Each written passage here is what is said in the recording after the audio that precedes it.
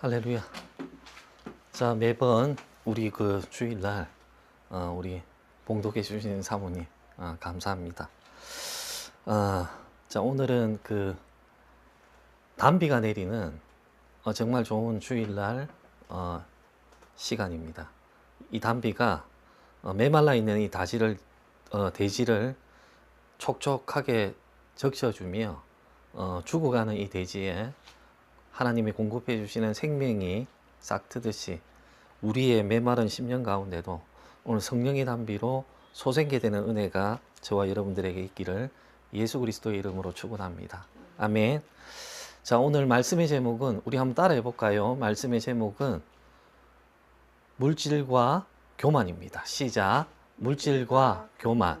자, 오늘 말씀의 본문은 이사야서 23장 1절에서 18절, 23장 전체의 말씀입니다.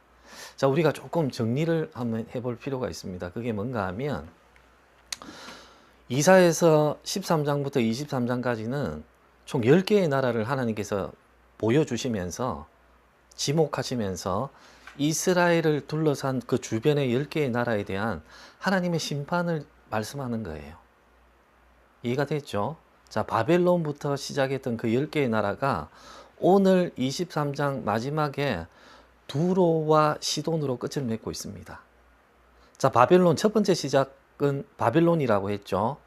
자, 바벨탑으로 시작된 그들의 나라가 하나님을 향한 교만으로부터 징계를 받기 시작했고, 오늘 마지막을 장식하는 그 심판의 주인공인 두로와 시돈도 바벨론 못지않게 중요하다는 거예요.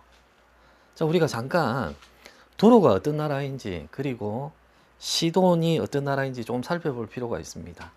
자, 이스라엘을 중심으로 서쪽 끝에 해안가에 위치했던 나라가 바로 북쪽에는 시돈이요, 남쪽에는 두로라고 합니다. 이 두 나라는 거리가 얼마 떨어지지 않아요. 두 나라가 그렇게 큰 나라가 아니다 보니까 그 거리가 약 40km예요. 40km. 가깝지? 여기서 부산 시청까지의 거리가 약 40km 정도입니다. 너무 가까운 거리죠. 그래서 어떤 일이 벌어지는가 하면 한때는 그 시돈의 왕이 두로까지도 통치하는 그런 시대가 있었답니다. 그만큼 이 두 나라는 경계가 모호하게 이렇게 진행된 이런 역사적인 그런 부분들이 있죠. 자, 그러면 시돈이 어떻게 시작됐는가 우리가 좀 살펴볼 필요가 있습니다. 여러분, 시돈이 어떻게 시작이 됐는가 하면 노아의 아들 중에 함이라고 있죠. 자, 함이 아들을 낳았는데 그 이름이 가나안입니다. 자, 가나안이 아들을 낳았는데 그 이름이 누구? 바로 시돈. 그럼 시돈은 노아의 정손이네, 정손. 이해가 됐죠? 그죠? 자, 이들이 정착하면서 있었던 나라가 바로 시돈이라고 해요. 자, 그 밑에 바위섬이라고 뜻하는 두로라는 곳이 있는데 이 지역은 좀 특이합니다.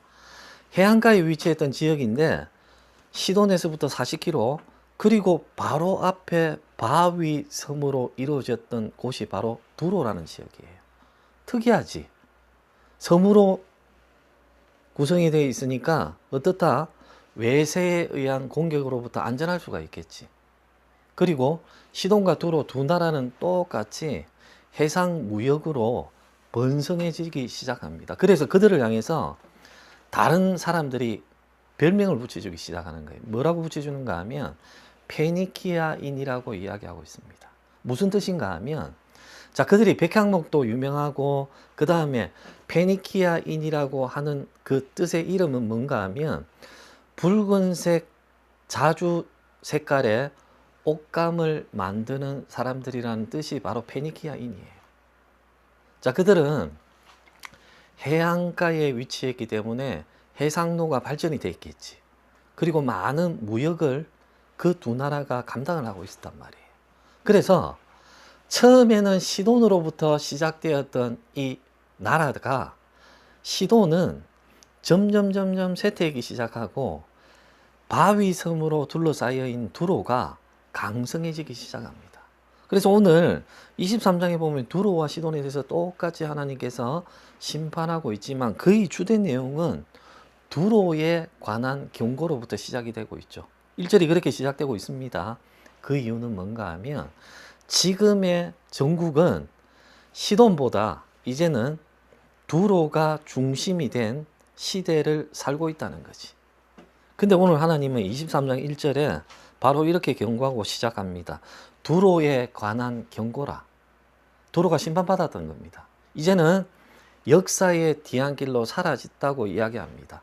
우리 오늘 이 하나님의 말씀을 한 절 한 절씩 조금 더 깊이 있게 살펴보는 시간 되기 바랍니다. 자, 1절 우리 한번 읽어볼까요? 시작. 두로에 관한 경고라. 다시스의 베드라. 너희는 슬피 부를 찢을지어다. 두로가 황무하여 집이 없고 들어갈 곳도 없음이요. 이 소식이 기띔 땅에서부터 그들에게 전파되었음이라. 자, 이제는 모든 하나님의 말씀의 23장은 두로가 다 끝났다고 선언하고 나서부터 시작이 됩니다. 이해가 됐죠? 자, 한 번 더 볼게요. 두로에 대한 경고라고 말씀하시고 다시스의 베드라라고 이야기하고, 다시스는 지금의 어딘가 하면 스페인이에요, 스페인. 자, 그러면 두로에서 스페인까지는 거리가 엄청나게 멀겠죠. 그 당시에 사람들의 생각은 다시스가 세상의 끝이라고 생각을 했어요. 그러면 다르게 이야기하면 두로의 영향이 어디까지 미치고 있다? 바로 다시스까지 미치고 있다는 걸 우리들에게 이야기하고 있겠네. 그죠? 그만큼 해상 무역이 두로가 많이 발전해 있다는 것을 우리들에게 나타나고 있는 거예요. 알겠죠? 자, 다음 볼게요. 다시스의 베드라 너희는 슬피 부를 지어다. 왜? 그 이유가 나오죠. 두로가 황무하여 집이 없고 들어갈 곳도 없음이요. 이제는 다 멸망해서 끝났다는 겁니다. 두로의 멸망으로부터 23장이 시작해요. 이 소식이 기띔 땅에서부터 그들에게 전파되었음이라. 기띔은 어딘가 하면 다시스까지 미쳤던 두로의 해상 영향력이 다시스에서 다시금 두로까지 돌아오는 그 여정 가운데 마지막 정박지가 바로 기띔이에요. 이해가 됐죠?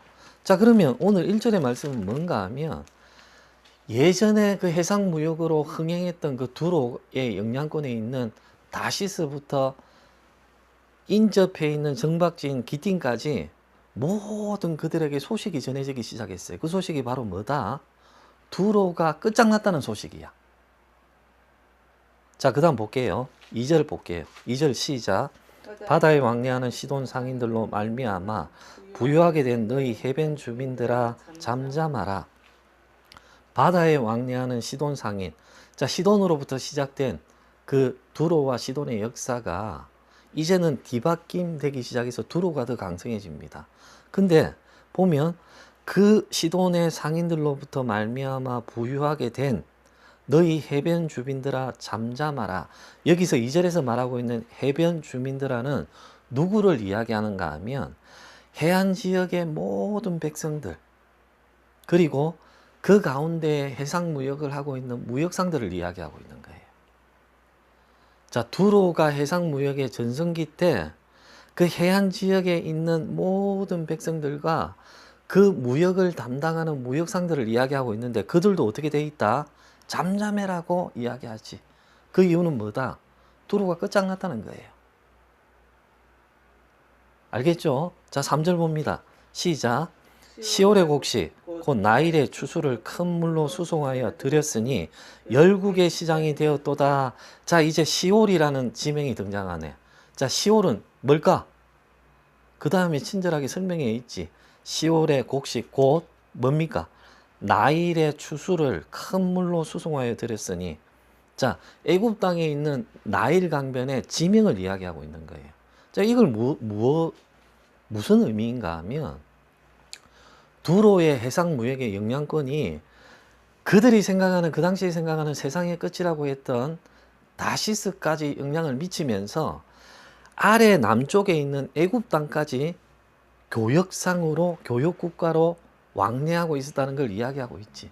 자, 그래서 두로의 멸망의 소식이 그 교역을 했던 애굽 땅에도 전해졌다는 거예요. 이해가 되지? 자, 그게 시올의 곡식이요 그것은 곧 무엇인가 하면 나일 강변에 있는 추수를 큰 물로 수송하여 들였으니 열국의 시장이 되었도다. 열국의 시장이 뭐예요? 세계 경제의 중심지라는 거예요. 누가? 두로가. 그런데 그 두로가 오늘 어떻게 됐다? 어떤 소식들이 그 무역을 교육을 했던 상대 국가에 들리기 시작했다는 거예요. 두로가 끝장났다는 거예요. 어? 이해가 됐습니까? 네. 자, 4절에 보면 시돈이여 너는 부끄러워할지어다. 대저 바다 곧 바다의 요새가 말하기를. 이 바다의 요새는 누구를 이야기하는가 하면 두로를 이야기해. 두로는 특이한 그 지역적인 구조를 가지고 있다 했죠. 바로 시돈 밑에 두로가 있어요. 하지만 조금 떨어진 해상의 섬으로 또 두로가 있어. 그래서 많은 외세의 공격을 받아도 해안가에 있는 두로의 그 도시는 망해도 그 바위의 섬은 망하지가 않지. 그래서 시돈은 점점 쇠락해지지만 반면에 두로는 아직까지 강성해지고 있다는 거예요. 그래서 3절에 이야기했듯이 열국의 시장, 온 전 세계의 경제의 중심지가 됐다는 거예요. 지금의 꼭 미국하고 똑같네. 근데 그 두로가 어떻게 됐다고? 무너졌다는 거예요. 누구 때문에? 하나님의 심판 때문에 무너졌다는 거지. 그 이유를 우리가 차차 살펴봅니다. 자, 4절은 이야기해. 부끄러워해라고 이야기하지. 무엇을 부끄러워해? 그 다음에 나옵니다. 말하기를 나는, 그러니까 이렇게 이야기해. 대저 바다 곧 바다의 요새가 말하기를. 자, 이 말에 약간 비꼬는 말이 들어있네. 자, 두로야, 네가 바다의 요새라고 말을 하는데 그 요새가 너를 보호해 주지 못했어. 그 요새가 결국에는 무너졌다는 거지. 자, 그 다음에 뭐라고 이야기하는가 하면 나는 상고를 겪지 못하였으며 출산하지 못하였으며 청년들을 양육하지도 못하였으며 처녀들을 생육하지도 못하였다 하였습니다. 자, 두로와 시돈은 특이점이 뭔가 하면 작은 나라였어요. 그죠? 근데 작은 나라가 군사력이 약하겠네. 그러면 어떻게 그 군사력을 보강을 하지? 자기들이 누리고 있는 군사의 숫자는 작아도 그들은 돈이 많았잖아. 해상무역으로 축적된 돈이 많으니까 다른 나라의 군사를 가져오기 시작을 해요. 우리는 그걸 뭐라고 불러요? 용병이라고 부르지. 돈을 주고 샀지. 그 용병들이 많았다는 거예요. 그래서 그들의 나라를 위해서 대신 싸워줬다는 거지. 자, 오늘 사절은 무엇을 이야기하는가 하면 그 용병들, 그리고 그 용병들로 인해서 치열한 전투 끝에 많은 식민지들을 향해서 이야기하고 있는 거예요. 자, 4절에 보면 대저 바다 곧 바다의 요새가 말하기를 상고도 겪지 못하고 출산하지 못하고 청년들을 양육하지도 못하여 처녀들을 생육하지도 못하였다. 자, 너네들이 그 천혜의 요새라고 생각했던 거기에서 누렸던 돈으로 샀던 용병들과 그로 인한 수많은 전투로 인해서 많이 누리고 있었던 식민지들이 이제는 너와 똑같이 다 아무런 역할을 하지 못하고 있다는 것을 이야기하고 있다는 거지. 아시겠죠? 자, 5절에 볼게요. 그 소식이 애굽에 이릅니다. 애굽은 뭐라고? 그 당시에 두로와 교역했던 교역의 상대국 중에 하나였지. 애굽에 이르면 그들이 두로의 소식으로 말미암아 고통받으리로다. 큰일 났겠지. 왜 그런가 하면 내가 무역을 잘하고 있어요. 두로도 잘 되고 두로와 교육하고 있는 애굽도 잘 된단 말이지. 근데 두로가 멸망을 했네. 심판받았네. 그러면 애굽의 입장에서는 타격을 받죠. 그 이야기를 하고 있다는 거예요. 자, 6절 한번 읽어봅니다. 시작. 너희는 다시스로 건너갈지어다. 해변 주민아 너희는 슬피 부를지어다. 자, 이게 뭔가 하면 우리 요나에 보면 이 다시스가 또 등장을 하지. 하나님이 어느 곳으로 가라 했어요? 니네로 가라고 했지. 근데 마침 보니까 다시스로 가는 배가 있죠. 그 당시에 다시스는 뭐다? 그들이 생각하는 세상 끝이라. 지금의 스페인이에요. 그죠? 그들의 육안으로 볼 때, 아, 저 수평선 넘어 그쪽에 있는 데는 세상의 끝이야. 그곳이 바로 다시스지. 오늘 그 요나의 말씀과 똑같아요. 자, 어려움 당하고 멸망당하고 심판당하는 그 두로를 향해서 애굽에 이르는데 그 소식이 애국까지 이르는데 6절에 너희는 다시스로 건너갈 세상 끝까지 도망가라는 거예요. 어? 자, 그리고 주민아 너희는 슬피 불을 지질지어다. 맞지? 지금 위경 중에 있으니까, 심판 중에 있으니까 너희가 할 수 있으면 도망가봐라. 너희가 할 수 있으면 도망가봐라. 세상의 끝인 어디까지? 다시스까지 도망가봐라. 그 소리를 하고 있는 거예요. 자, 7절 봅니다. 이것이 옛날에 건설된 너희 희락의 성. 오늘 이사야의 7장은 두로의 모습을 전체적으로 뭐라고 이야기한다? 희락의 성이라고 이야기를 해요. 앞에는 뭐라고 이야기했죠? 열국의 시장이라고 이야기했고 4절에 바다의 요새라고 이야기를 했지. 그리고 7절에 보면 희락의 성이라고 이야기를 해요. 자, 열국의 시장은 뭐다? 세계 경제의 중심지다. 그 다음에 바다의 요새는 뭐다? 아무리 외세가 쳐들어와도 지리적인 유리함으로 그 침략을 다 막을 수가 있어. 그래서 축적된 부로 해상으로 무역 활동을 인해서 많은 물질들을 쌓아 놓을 수가 있다는 거예요. 근데 그 겉면은 그렇지만 그 내용을 보니까 오늘 7절에 뭐라고 이야기합니까? 희락의 성이라고 정의하지. 그죠? 그냥 즐기고 그냥 기쁘고 이렇게 하는 성이라고 두로를 표현하고 있다는 거예요. 자, 그 다음 볼게요. 그 백성이 자기 발로 먼 지방까지 가서 머물던 성읍이냐. 자, 8절 봅니다. 멸류관을 씌우던 자요 그 상인들은 고관들이요 그 무역상들은 세상의 존귀한 자들이었던 두로에 대하여 누가 이 일을 정하였느냐. 자, 무슨 말인가 하면 그 떵떵거리고 천혜의 요새라고 자부하고 그 다음에 열국의 시장이라고 떵떵거리며 살던 그 두로가 무너졌다는 것을 누가 그랬느냐고 이야기하고 있는 거예요. 자, 우리 9절 한번 큰 소리로 한번 읽어봅니다. 시작. 만군의 여호와께서 그것을 정하신 것이라. 모든 누리던 영화를 욕되게 하시며 세상의 모든 교만하던 자가 멸시를 받게 하려 하심이라. 아멘. 이 9절에 드디어 왜 번성하던 그 두로가 하나님의 심판을 받게 됐지? 그리고 13장 바벨론부터 시작된 10나라 중에 왜 오늘 마지막으로 두로에 대한 심판이 이루어졌을까라는 해답이 지금 읽은 9절에 고스란히 적혀 있다는 거예요. 그게 뭐다? 교만 때문이지. 그죠? 근데 심판의 주체는 누구라고 이야기를 해요? 만군의 여호와께서 그것을 정하신 것이라. 모든 누리던 영화를 욕되게 하시며 세상의 모든 교만하던 자가 멸시를 받게 하려 하심이라. 자, 조금 더 이 말씀이 이해가 되기 위해서 우리가 지난 10개 국가의 심판을 한번 정리를 한번 해볼게요. 이사야서 13장부터 오늘 본문이 23장까지는 크게 세 가지 부류의 나라들이 등장을 합니다. 자, 첫 번째는 뭔가 하면 바벨론, 아수르 같이 자체적인 군사력이 막강한 나라예요.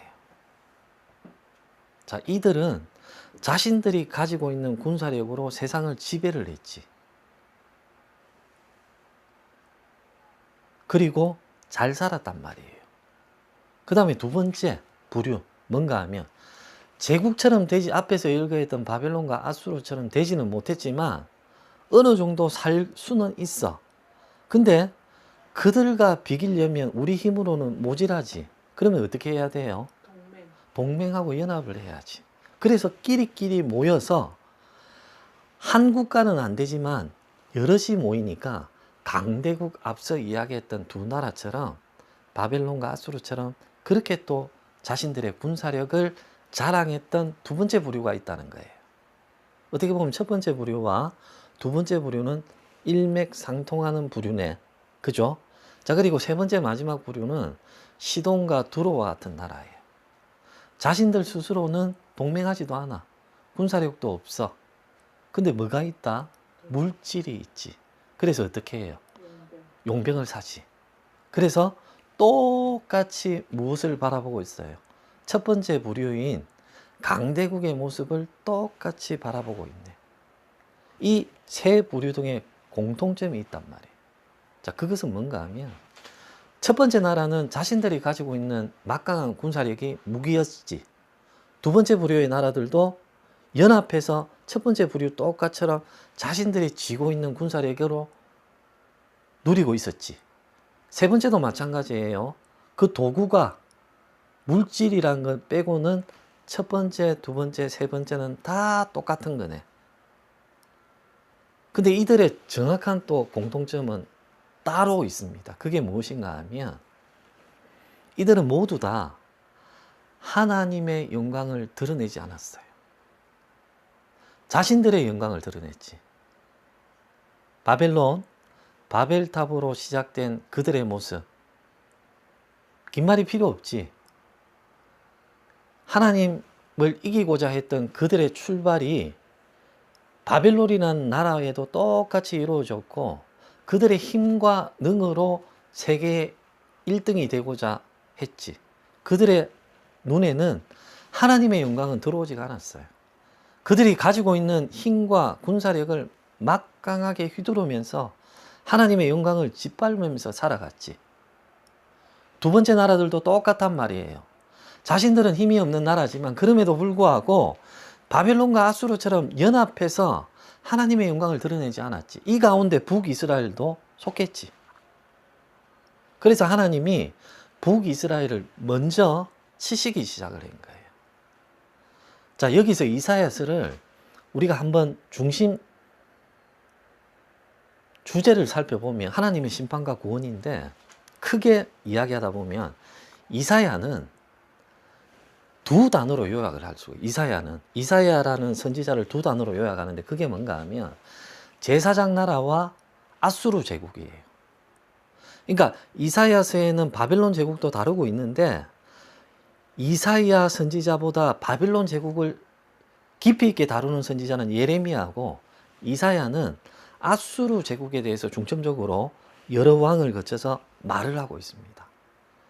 근데 그 앞에 뭔가 하면 제사장 나라에 대해서 계속 이야기하고 있는 거예요.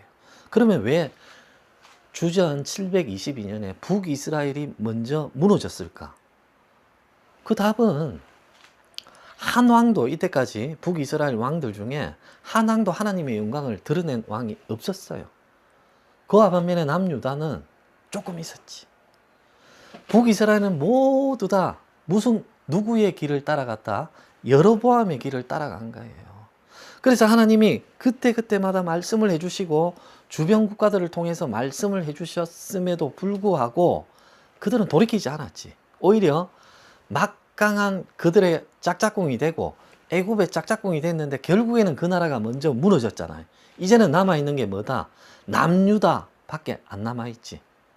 그들을 통해서 하나님은 이스라엘을 바라봐 왜 멸망했는지 바벨론부터 시작된 오늘 10개의 나라들을 주변 국가들을 바라봐 왜 멸망했는지 오늘 9절에 그 답을 하나님께서 친히 이사야를 통해서 말씀해 주십니다.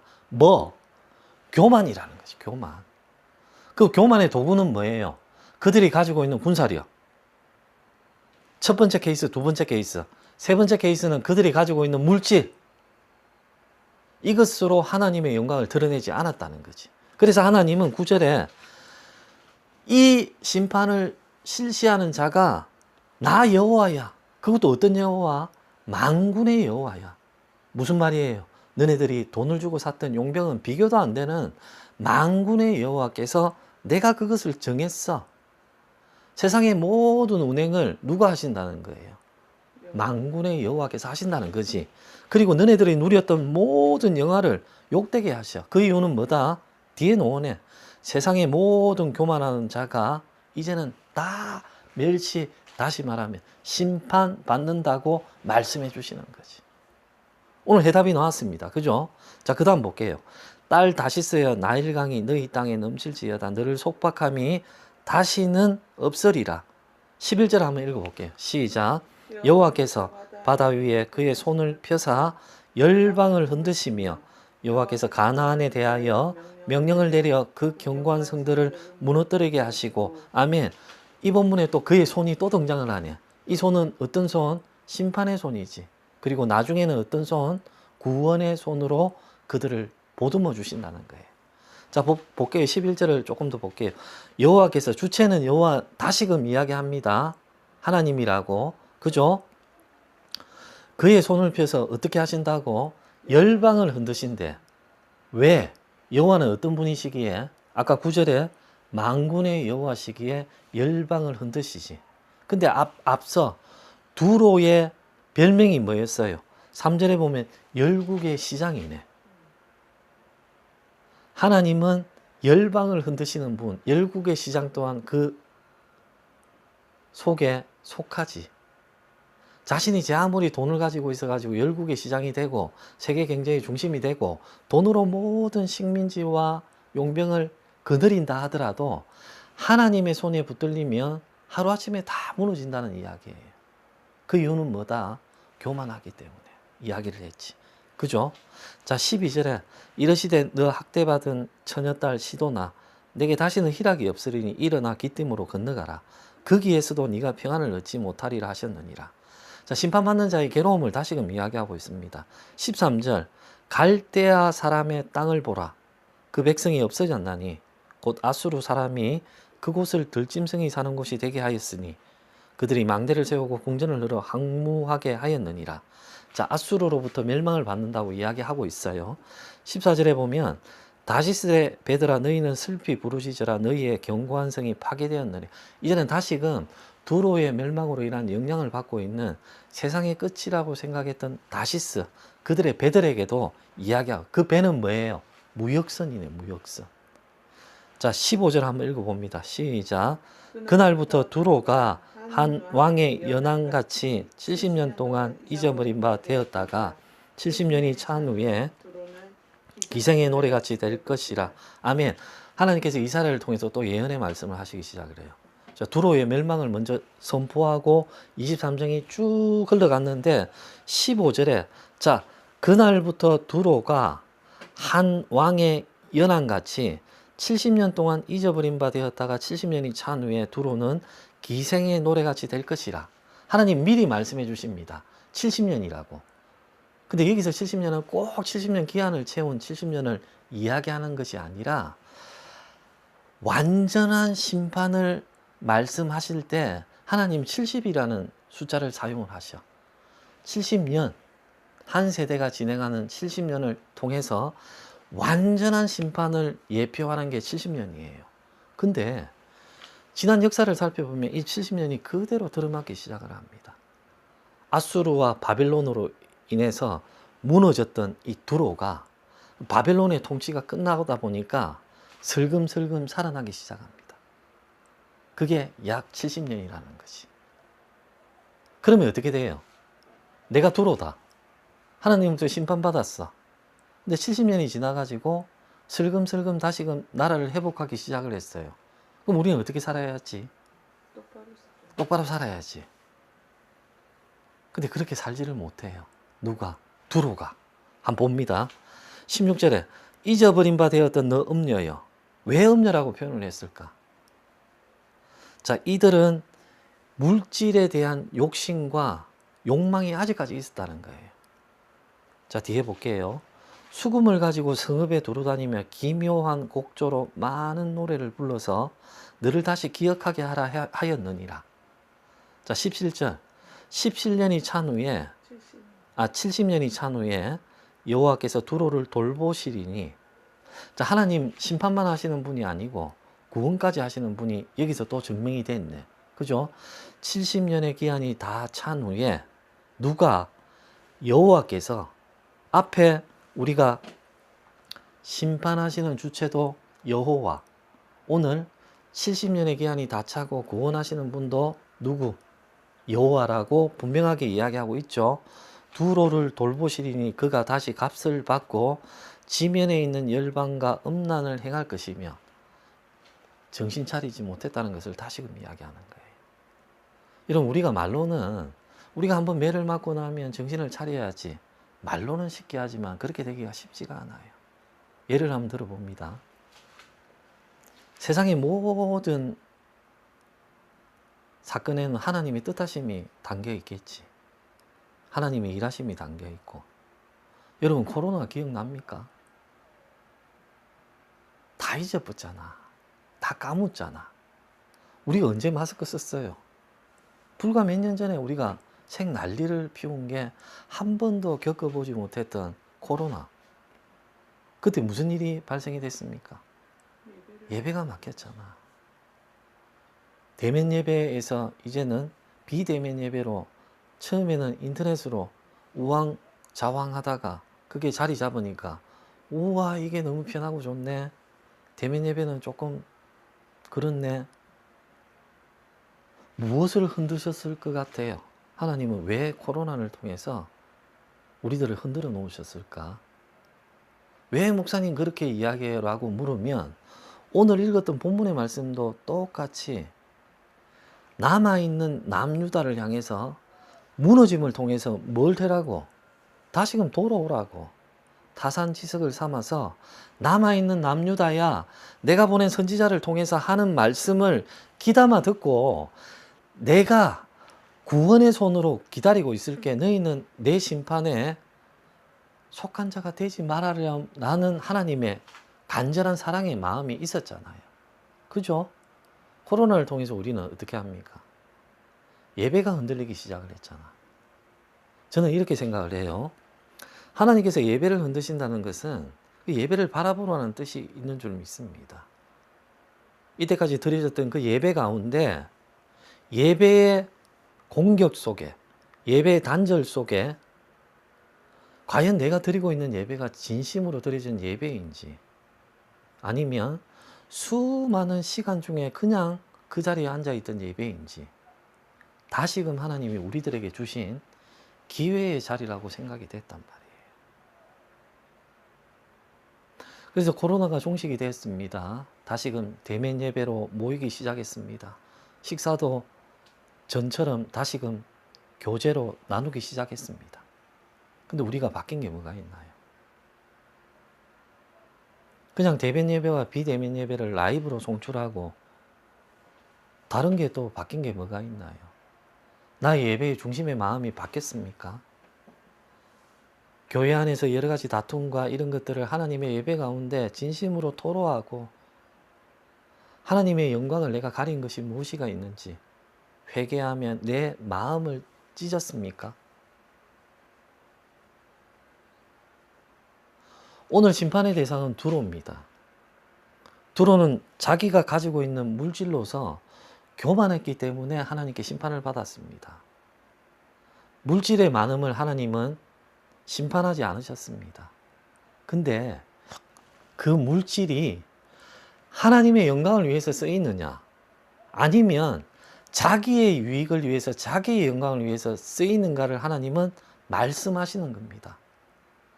크리스찬들이 잘 살고 기업체를 크게 운영하고 하나님 너무나도 박수 치주시는 일입니다. 그런데 그 누림을 하나님의 영광을 드리는 것이 아니라 자기의 영광으로 치우치지 말라고 오늘 두로의 심판을 통해서 우리들에게 말씀하고 계시는 겁니다.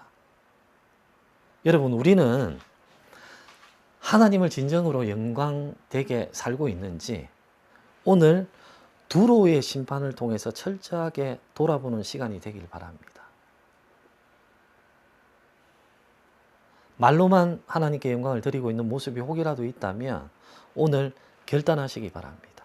하나님, 이제부터는 두로의 심판, 이사야 23장의 이 두로의 무너짐을 통해서 하나님, 내 마음의 중심이 하나님을 향한 영광으로 온전하게 못 박히기를 원한다고 우리가 기도했으면 좋겠습니다. 자, 18절에 하나님은 상세하게 놀라운 반전의 말씀으로 우리들에게 한 번 더 말씀해 주십니다. 우리 큰 목소리로 한번 읽어볼게요. 18절 시작. 그 무역한 것과 이익을 거룩히 여호와께 돌리고 간직하거나 쌓아두지 아니하리니 그 무역한 것이 여호와 앞에 사는 자가 배불리 먹을 양식, 잘 입을 옷감이 되리라. 아멘. 하나님께서 두로의 그 영광, 자신들의 유익을 위한 물질을 70년의 기한이 찬 후에 하나님께서 다시금 말씀해 주시는 게 이 말씀이죠. 놀라운 말씀 아닙니까? 무역한 것과 이익의 원어를 살펴보면 장기가 벌어들인 물질을 이야기하고 있습니다. 자, 그 무역한 것들, 세계 경제의 중심, 그 다음에 다시스까지 왕래했던, 그리고 떵떵거리며 살았던 그 두로의 취한 모든 것들이 이제는 두로의 영광을 위해서 바쳐지는 것이 아니라 하나님은 어떻게 바꾸신다? 거룩히 여호와께 돌리는 제물로 바꾸시기 시작을 하는 거예요. 무슨 말입니까? 세상의 모든 헛되이 바쳐지고 채워지는 이 제물들을 하나님은 거룩한 제물로 바뀌신다는 거지. 그래서 영광 받을 대상인 만군의 여호와 하나님께 그 물질을 올려드리라는 거예요. 그 마음의 중심이 하나님의 영광을 나타내는 물질의 축적이 돼야지 사사로이 자신의 유익을 위한, 자신의 나라를 위한, 또는 자신의 가정을 위한, 자신의 기업을 위한 그런 물질의 축적이 아니라 하나님의 영광을 위해서 그 물질이 사용되라고 오늘 18절의 반전의 역사로 하나님은 다시금 우리들에게 결론의 말씀으로 이야기하고 있습니다. 그리고 또 다른 말씀이 있네요. 간직하거나 쌓아두지 아니하려니. 그리고 그 무역한 것이 여호와 앞에 사는 자가 배불리 먹을 양식. 무슨 말입니까? 하나님의 일을 감당하는 시대마다 남겨놓은 하나님의 그 사람을 향해서 그 물질이 흘러간다는 거예요. 그래서 그들이 하나님의 영광을 드러내면서 사는데 도움이 되는 물질로서 하나님께서 이 물질의 세계를 운행하고 계신다는 거예요. 오늘 두로의 심판. 두로는 하나님께 영광 돌리지 않아서 결국에는 멸망을 했습니다. 근데 그 잘못된 두로가 하나님의 은혜로 말미암아 다시금 회복되니까 그 물질이 하나님의 영광으로 쓰이게 되고, 그리고 하나님의 일을 하며 여호와 앞에 사는 모든 자들이 배불리 먹을 양식으로 변화됐습니다. 그리고 그들이 잘 입을 옷감으로 변화되는 역사가 나타났습니다. 오늘 말씀을 정리합니다. 하나님은 물질의 축적을 직접적으로 지적하고 계신 것이 아닙니다. 기독교인들도 얼마든지 부자가 될 수가 있습니다. 하나님은 기뻐하시는 일입니다. 그런데 잊지 말아야 될 것은 그 가운데 하나님의 영광이 있어야 되는 것입니다. 왜 그런가 하면 이사야서를 통해서 하나님은 모든 백성들이 제사장 나라가 되기를 원하셨던 것입니다.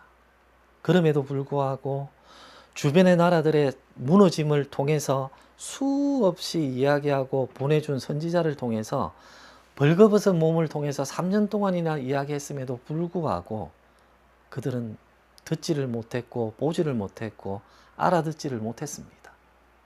그럼에도 불구하고 하나님은 계속해서 제사장 나라를 이루어 나가시기를 원하는 것입니다. 제사장 나라란 하나님의 영광을 높이며 하나님의 영광을 드러내는 사람들이 모여 있는 나라가 제사장 나라입니다. 모든 것들이 만군의 여호와가 주인 되는 나라가 제사장 나라입니다. 하나님은 그렇게 살기를 원하고 계시는 겁니다. 오늘 이 말씀이 이 땅을 살아가는 저와 여러분들에게도 하나님의 영광을 다시금 붙드는 귀한 살아있는 하나님의 말씀이 되기를 원합니다. 하나님은 선하신 분입니다. 하나님은 위대하신 분입니다. 만군의 여호와십니다. 하지만 눈에 보이지 않으시는 분이기 때문에 우리가 때로는 하나님이 없는 것처럼 살 때가 있습니다. 하지만 우리 눈에는 보이지 않으신다 할지라도 하나님은 분명하게 살아계시는 분입니다. 그래서 오늘도 나를 통해서 영광 받기를 원하시며 내가 올려드리는 영광에 하나님은 기뻐하시며 우리의 예배와 우리의 삶 가운데 하나님의 그 펴신 손으로 우리를 구원해 주시며 이끌어 가시는 그 주님을 찬양하며 나아가는 우리의 삶이 되길 예수 그리스도의 이름으로 축원합니다.